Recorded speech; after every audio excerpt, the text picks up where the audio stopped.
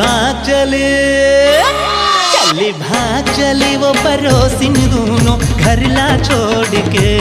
चली भाग चली वो पड़ोसिन दूनों घर ला छोड़ के।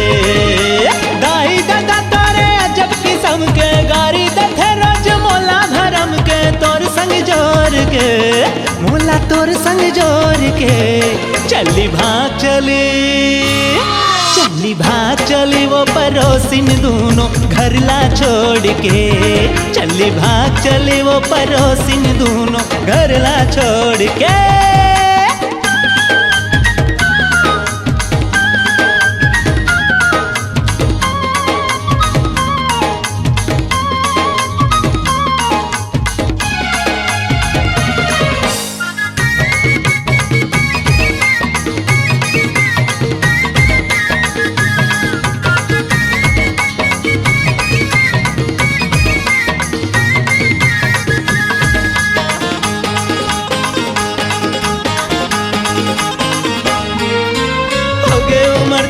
बिहा करे के पाछो ले वो ढर जाही।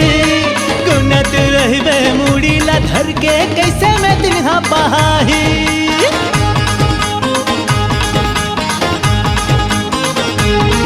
हाय हो गे उमर तोरे बिहा करे के पाछो ले वो ढर जाही।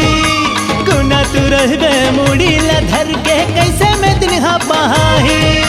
बूढ़ा जब बैठे बैठे कुमारी कोने बनाही सोच ले, अरे थोड़कन सोच ले।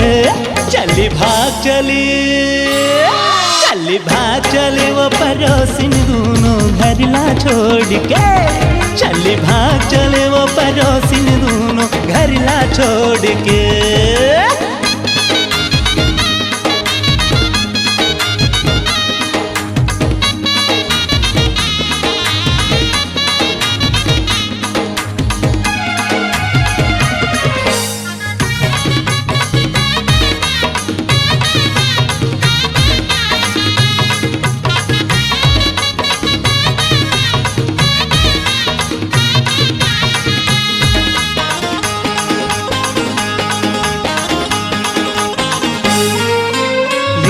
तोला गाड़ी में चघा के कोरबा के टिकट कटा के। रखे रही हो संगे संग में तोला सोन पुत्री का सजा के।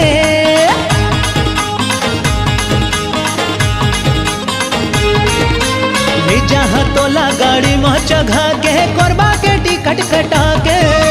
रखे रही हो संगे संग में तोला सोन पुत्री का सजा के।